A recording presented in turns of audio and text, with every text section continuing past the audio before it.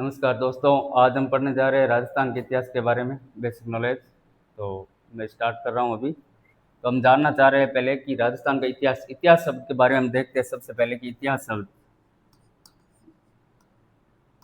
इतिहास इतिहास शब्द दो शब्दों से मिलकर बना है, इति प्लस हास। इति प्लस हास, इसका शाब्दिक अर्थ होता है अतीत में घटित जो घटनाएं हुई है, अतीत में घटित घटनाओं को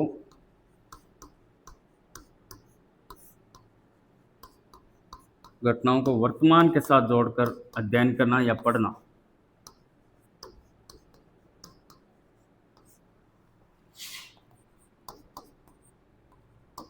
वर्तमान के साथ जोड़कर अध्ययन करना क्या कहलाता है?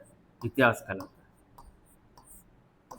ठीक है, इतिहास। अब इतिहास शब्द का हमें ये पता चला कि इसका शाब्दिक अर्थ क्या है। अब हमें ये जानना है कि इतिहास का जनक कौन है, विश्व में जनक कौन है, भारत में कौन है, और अपने जिस प्रदेश में हम रह रहे हैं राजस्थान से उसमें कौन है। तो विश्व में अगर हम इतिहास के जनक की बात करेंगे तो उनका नाम है हेरोडोटस। विश्व में जनक, उनका नाम है हेरोडोटस।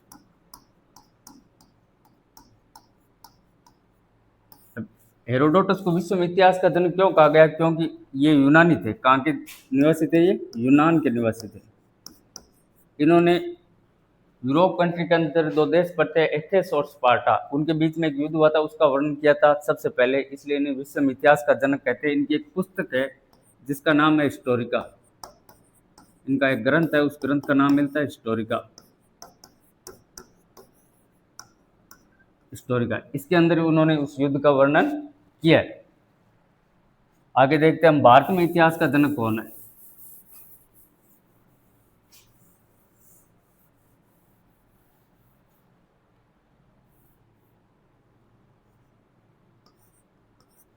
भारत में जनक,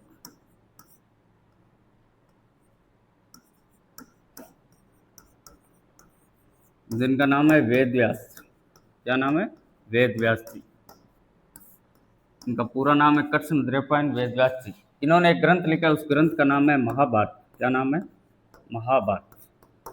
उस ग्रंथ का नाम है महाभारत, मिलता है अपन देखिए, महाभारत।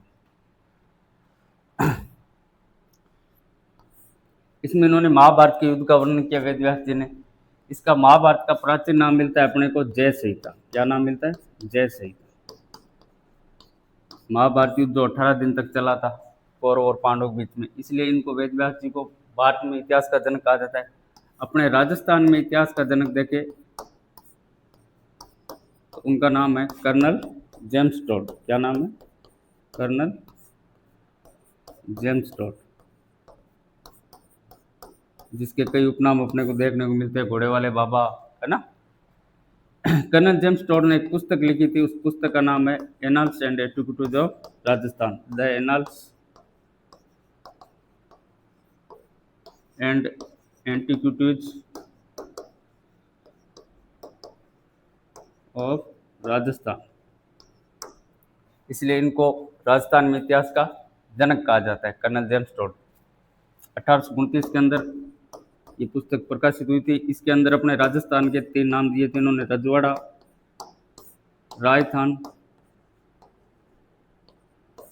राजस्थान और राजस्थान प्रदेश इसको कहा था।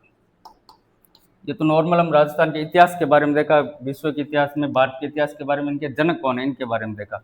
अब इतिहास को हम पढ़ने के लिए इतिहास को भी 3 भागों में बांटा गया। इतिहास को पहले, जिसमें अपने को देख लेते हैं कौन कौन से काल है।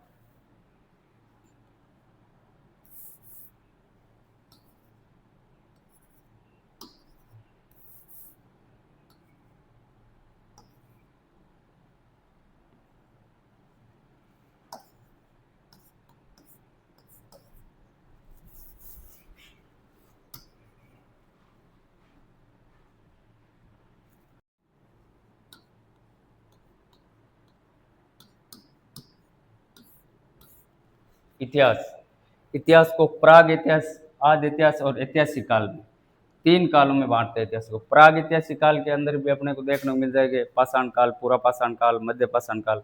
प्राग ऐतिहासिक काल वो टाइम पीरियड था, उस समय ना तो आदमी को लिखने का ज्ञान था, ना ही पढ़ने का ज्ञान था। प्राग ऐतिहासिक काल पाषाण काल था, पत्थरों का काल। फिर आया था आद्य एशिया काल, उसमें लिखा तो गया था लेकिन उसको पढ़ा नहीं गया था, क्योंकि ये सिंधु लिपि मिलती है हमें। हड़प्पाकालीन जो सभ्यता है जैसे कालीबंगा है, मोहनजोदड़ो है, हड़प्पा सभ्यता है, उस समय की बात है।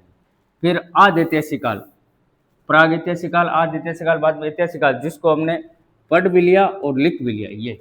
और अब हम आगे अगर हम बेसिक तौर पर उनको अध्ययन की दृष्टि से पढ़े इतिहास को, तो तीन कालों में, जैसे प्राचीन इतिहास काल, मध्य ऐतिहासिक काल और आधुनिक ऐतिहासिक काल।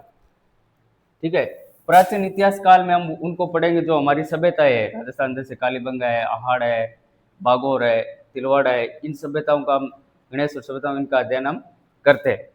मध्यकालीन में हम राजा महाराजा राजों से संबंधित पढ़ते हैं। और आधुनिक इतिहास में हम 1857 की क्रांति, प्रजामंडल, एकीकरण, इन सबको हम पढ़ते हैं। तो हम अब जो पीरियड टॉपिक लेने जा रहे हैं इसके अंदर, उसका नाम है राजस्थान का एकीकरण। क्या पढ़ने जा रहे हैं? आधुनिक इतिहास के अंदर राजस्थान का एकीकरण। राजस्थान का एकीकरण।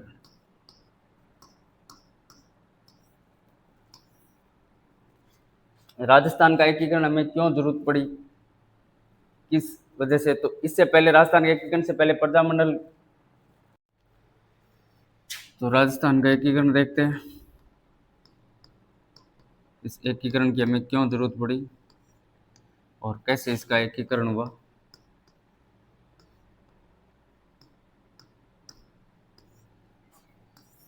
भारत में उस समय कुल 565 रियासतें थी। 565 रियासतों का एकीकरण करना था, सबको एक करना था, लेकिन उस समय 562 रियासतों का एकीकरण हो पाया। 3 रियासतें जो जूनागढ़, हैदराबाद और कश्मीर थी, उनका आज़ादी के बाद एकीकरण हुआ।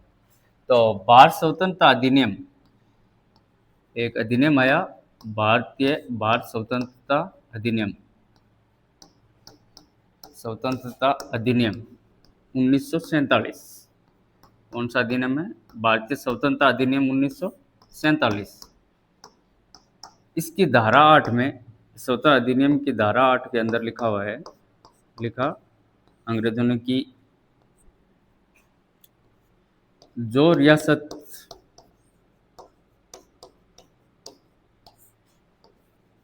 भारत में विलय होना चाहती है वो भारत में विलय हो सकती है, और जो रियासत पाकिस्तान में विलय होना चाहती है वो पाकिस्तान में विलय हो सकती है। या इन्होंने एक बात और लिखी, या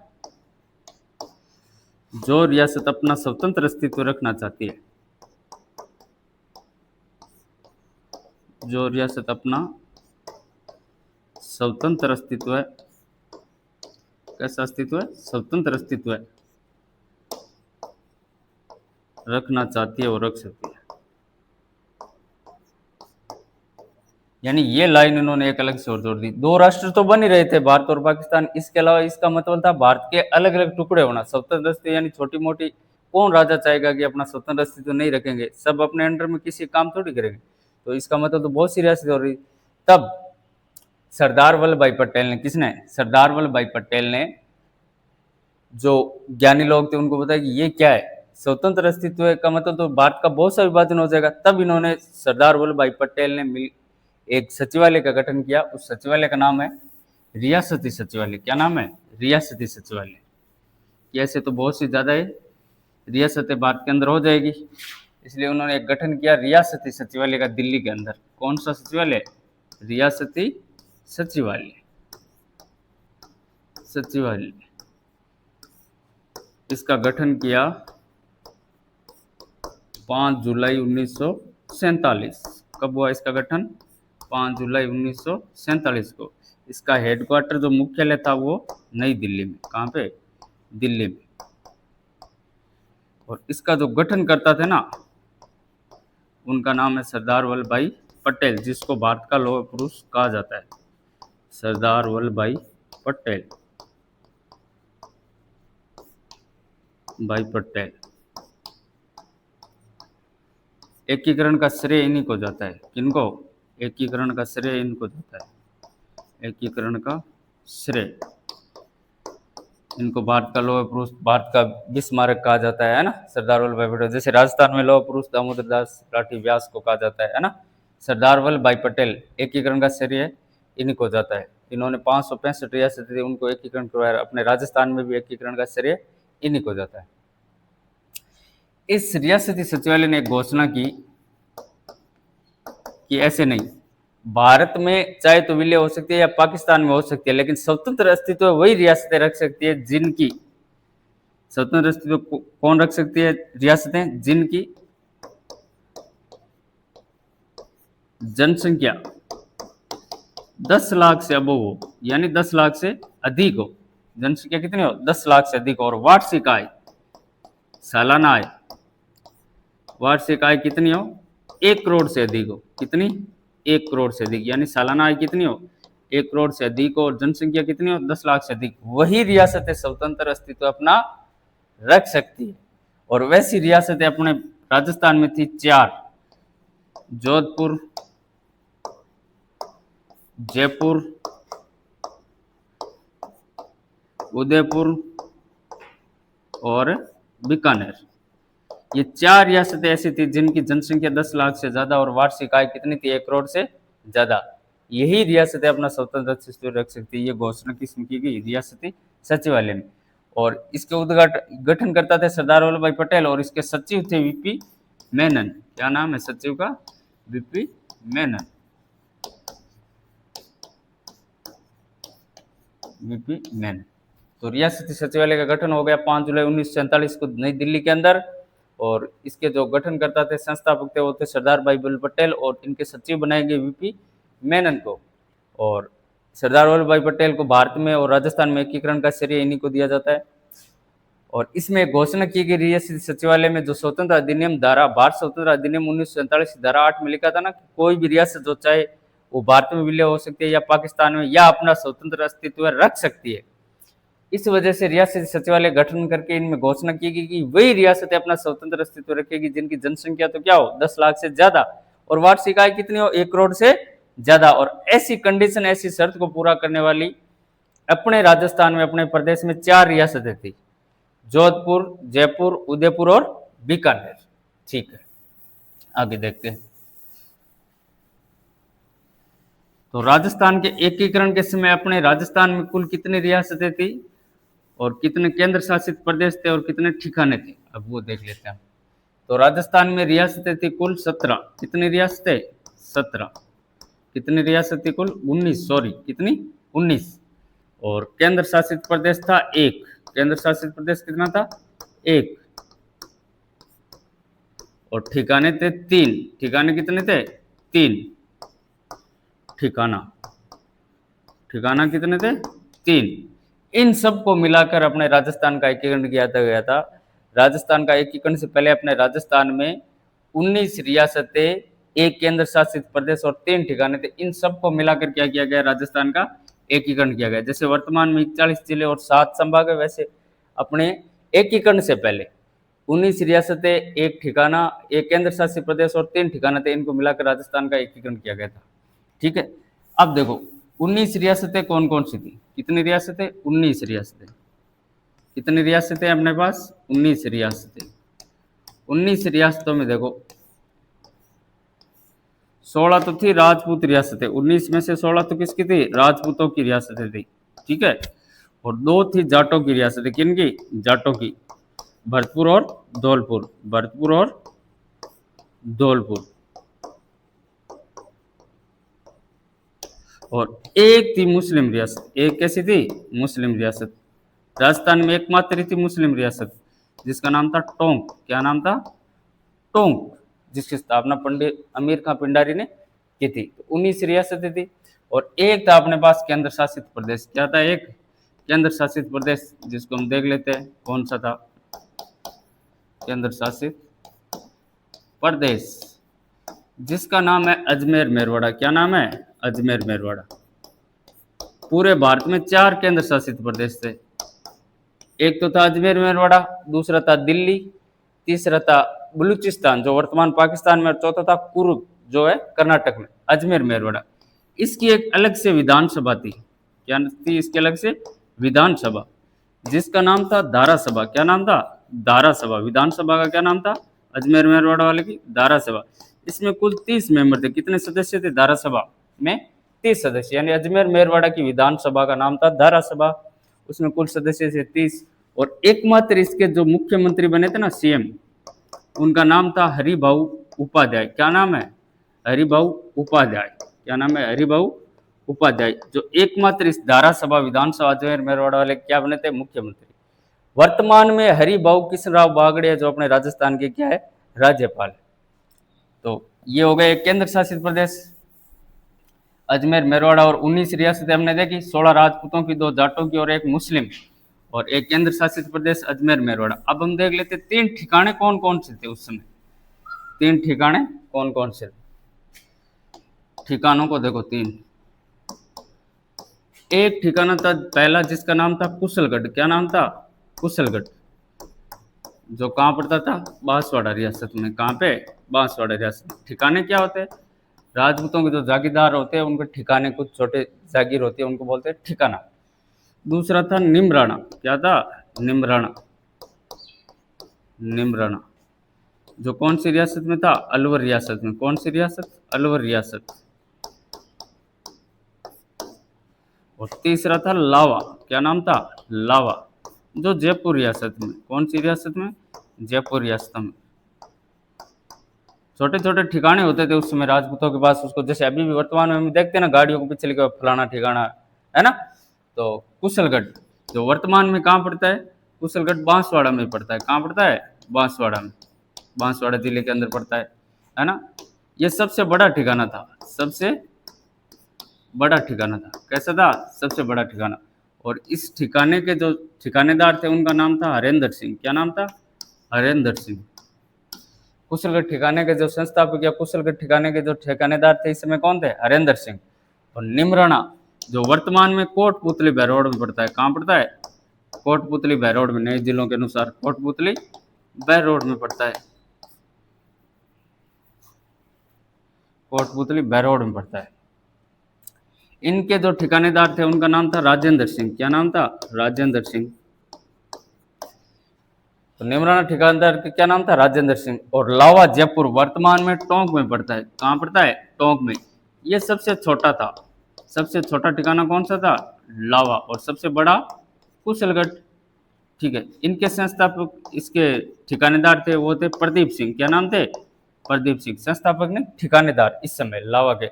और इनका विलय तभी हुआ जब इन रियासतों का एकीकरण के अंदर विलय हुआ, तभी इन ठिकानों का क्या हो गया था? विलय।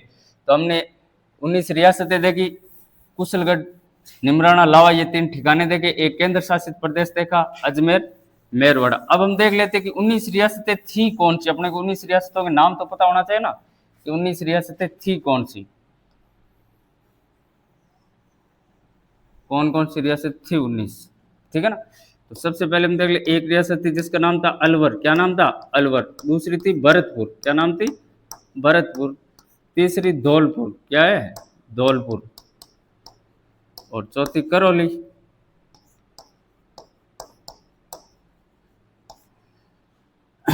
बांसवाड़ा। कौन सी? बांसवाड़ा। बूंदी। कौन सी? बूंदी। झालावाड़। झालावाड़। किशनगढ़। कोटा।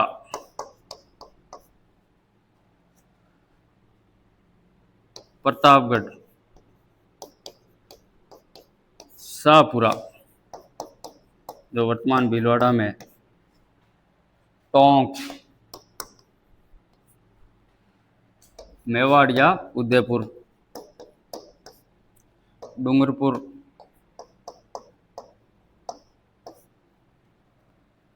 मारवाड़ या जोधपुर। सिरोही। बीकानेर।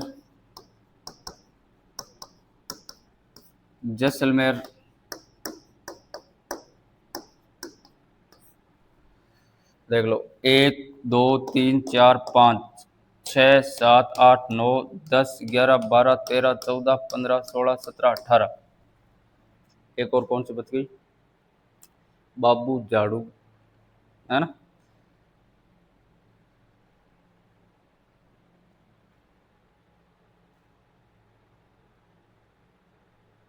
उदयपुर आ गई, है ना। सिरोही, 4 7 3 10 तो 12 3 15 3 शाहपुरा, किशनगढ़ आ गई।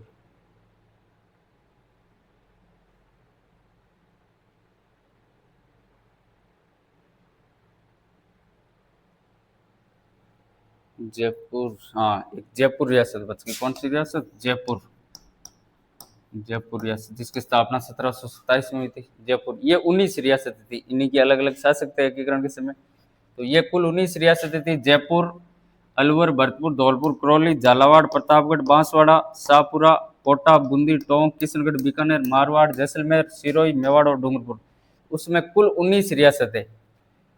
सबसे पश्चिम में जैसलमेर रियासत, 1, मारवाड़ 2, इसी को जोधपुर, तीसरी सिरोही, चौथी मेवाड़ या उदयपुर, पांचवी डूंगरपुर, छठी बांसवाड़ा, सातवीं प्रतापगढ़, आठवीं झालावाड़, नौवीं कोटा, 10वीं बूंदी, 11 टोंक, शाहपुरा, 12 13 किशनगढ़, 14 बीकानेर, 15 करौली, 16 धौलपुर, 17 भरतपुर, 18 अलवर, 19 जयपुर। ये कुल कितनी रियासतें थी उसमें? 19 रियासत थी एकीकरण के समय। अब इनमें से देख लेते हैं कौन सी रियासत बड़ी थी, कौन सी नई थी, कौन सी पुरानी थी, है ना। ये रियासतें हम देख लेते हैं। तो सबसे बड़ी, पहले देख लेते हैं सबसे प्राचीन रियासत थी, उसका नाम था मेवाड़, जिसको वर्तमान उदयपुर, मेवाड़। और यहाँ पर जो राजवंश था ना, वो था गुहिलिया सिसोदिया। क्या था? गुहिलिया सिसोदिया।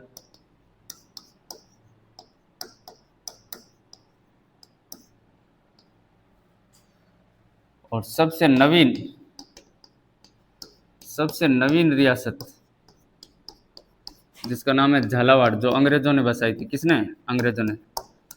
10 अप्रैल 1838 को अंग्रेजों द्वारा सबसे नवीन रियासत बसाई गई। अंग्रेजों ने धौलपुर को भी भरतपुर से अलग करके बसाया था और टोंक को भी जयपुर से अलग करके बसाया था, लेकिन सबसे नवीन रियासत बसाई थी वो झालावाड़ थी, 10 अप्रैल 1838 को। अब देखो, जनसंख्या के आधार पर सबसे बड़ी रियासत, जनसंख्या के आधार पर सबसे बड़ी रियासत एकीकरण के समय और सबसे छोटी रियासत। सबसे बड़ी रियासत तो थी जनसंख्या के आधार पर जयपुर। वर्तमान में भी राजस्थान में सबसे ज्यादा जनसंख्या जयपुर जिले की है। एकमात्र राजस्थान का जिला है जिसकी 50 लाख से ज्यादा जनसंख्या है। और सबसे छोटी रियासत थी शाहपुरा। कौन सी? शाहपुरा, जो वर्तमान भीलवाड़ा में है। अब देखो क्षेत्रफल के आधार पर, किसके आधार पर? क्षेत्रफल के आधार पर एकीकरण के समय इसमें सबसे बड़ी मारवाड़ या जोधपुर। सबसे बड़ी कौन सी थी? मारवाड़ ओब्लिक जोधपुर। तो क्षेत्रफल में सबसे बड़ी कौन सी? मारवाड़ या जोधपुर। और जनसंख्या में सबसे बड़ी जयपुर। और क्षेत्रफल में सबसे छोटी शाहपुरा। कौन सी? शाहपुरा। जनसंख्या में भी सबसे छोटी कौन सी थी? शाहपुरा। और क्षेत्रफल में भी सबसे कौन सी है? छोटी। ये रियासत थी। तो सबसे प्राचीन रियासत पूछे आपको एकीकरण के समय, तो कौन सी रियासत है? मेवाड़ सबसे प्राचीन रियासतों में आती है। सबसे नवीन झालावाड़, जो अंग्रेजों ने बसाई थी 10 अप्रैल 1838 को। और जनसंख्या के आधार पर सबसे बड़ी रियासत जयपुर और छोटी शाहपुरा। और क्षेत्रफल के आधार पर सबसे बड़ी मारवाड़ या जोधपुर और सबसे छोटी शाहपुरा। अब चलते आगे राजस्थान एकीकरण में। राजस्थान का एकीकरण कब शुरू हुआ, कब समापन हुआ, कितने चरणों में हुआ, देख लेते हैं। कितना समय लगा राजस्थान का एकीकरण, इसकी शुरुआत कब हुई? शुरुआत 18 मार्च 1948, 18 मार्च 1948 को, है ना। इसका समापन कब हुआ, समाप्त कब हुआ एकीकरण? 1 नवंबर 1949 1956 को, 1 नवंबर 1956 को, 1 नवंबर को राजस्थान क्या मनाते हैं, राजस्थान स्थापना दिवस मनाते हैं। राजस्थान दिवस 30 मार्च को मनाते हैं, है ना। तो इसमें कितना समय लगा, कितना समय लगा, इसमें समय लगा 8 वर्ष 7 माह और 14 दिन। कितने, 8 वर्ष 7 माह और 14 दिन। ठीक है, कितने चरणों में हुआ कुल, 7 चरणों में। कितने चरणों में, 7 चरणों में। तो इसकी शुरुआत हुई राजस्थान के एकीकरण के 18 मार्च 1948 को, और ये समापन हुआ 1 नवंबर 1956 को। और इसमें जो समय पीरियड लगा वो लगा 8 वर्ष 7 माह और 14 दिन, यानी 8 साल और 7 महीने और 14 दिन। और कितने चरणों में कुल संपन्न हुआ, 7 चरणों में। ठीक है, अब इसका सबसे पहले हम पहला चरण देखते हैं कि राजस्थान के एकीकरण का पहला चरण कौन सा था। प्रथम चरण, कौन सा चरण, प्रथम चरण। इस प्रथम चरण का नाम क्या था, इसका नाम था मत्स्य संघ। क्या नाम था, मत्स्य संघ। मत्स्य जनपद जिसकी राजधानी विराटनगर हुआ करती थी वो अलग है, यह मत्स्य संघ। इसका नाम किसने दिया, के मुंशी ने, कन्हैयालाल माणिक्यलाल मुंशी के कहने पर इसका नाम क्या दिया पहले संघ का, मत्स्य संघ। इस मत्स्य संघ में कुल रियासतें कितनी थी, 4। कितनी रियासतें थी, 4।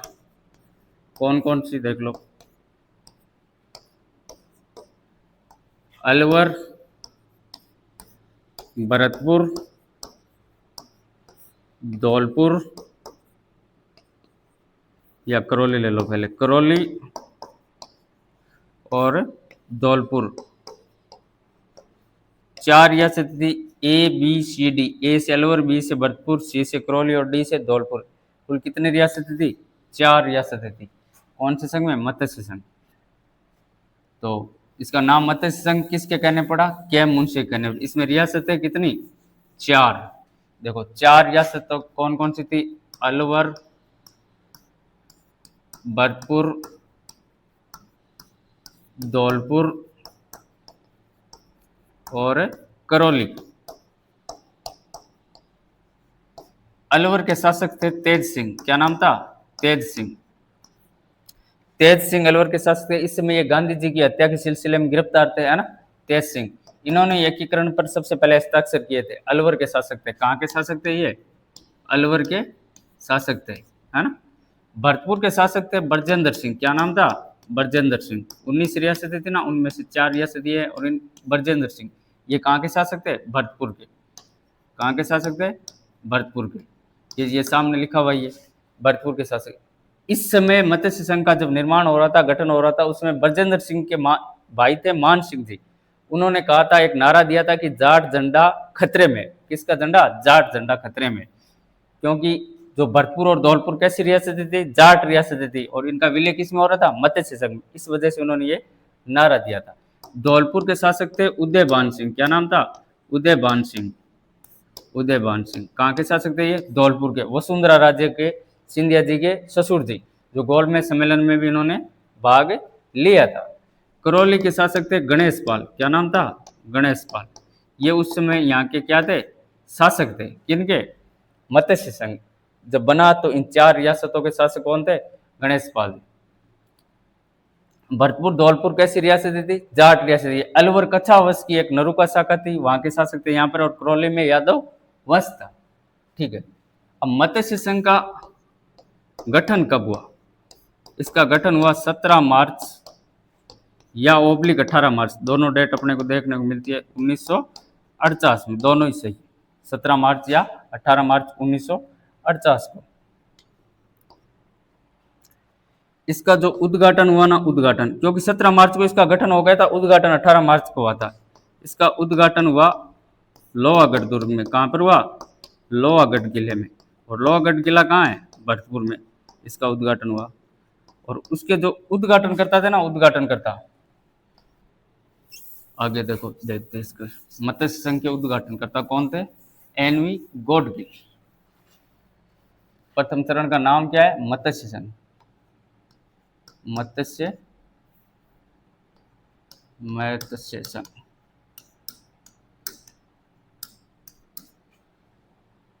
इसके उद्घाटनकर्ता,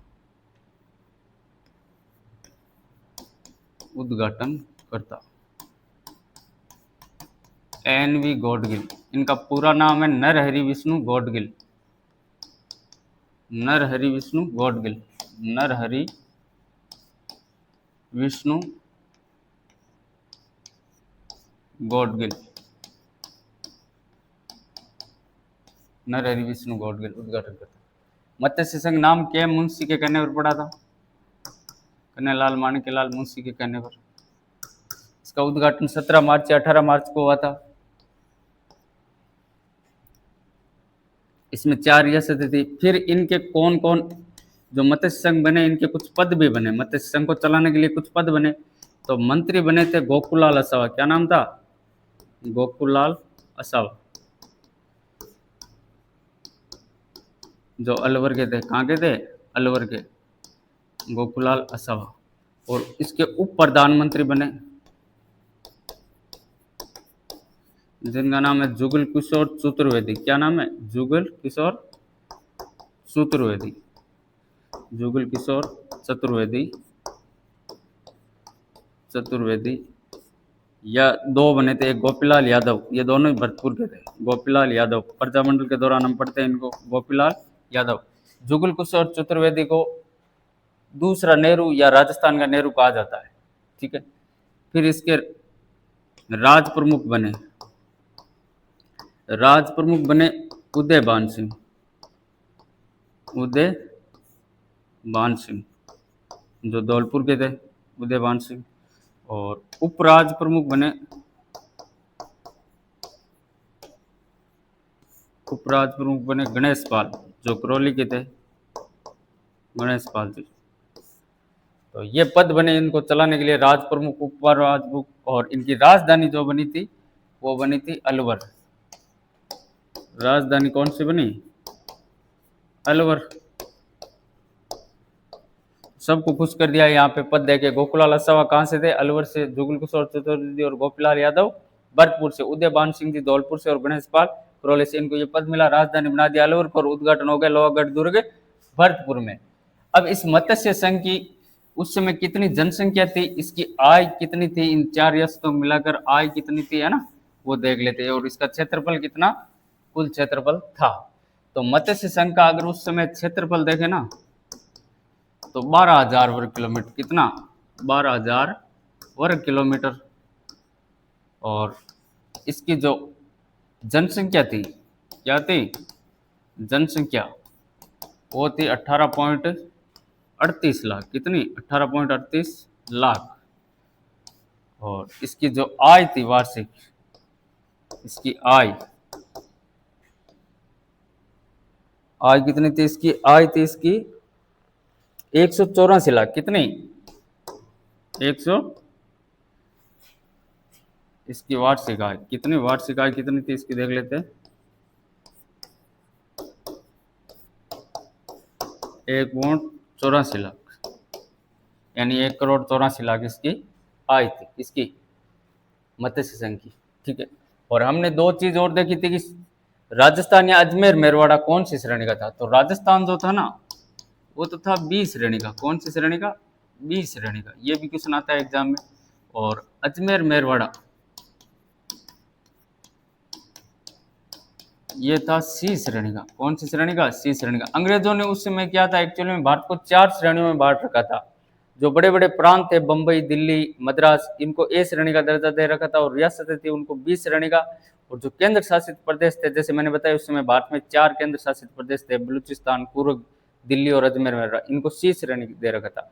और जो इस अजमेर मेरवाड़ा या रियासतों के अंडर में जो आते थे छोटे मोटे ठिकाने, उनको D श्रेणी का दे रखा था। Okay, thank you. आज क्लास यही समाप्त करते हैं।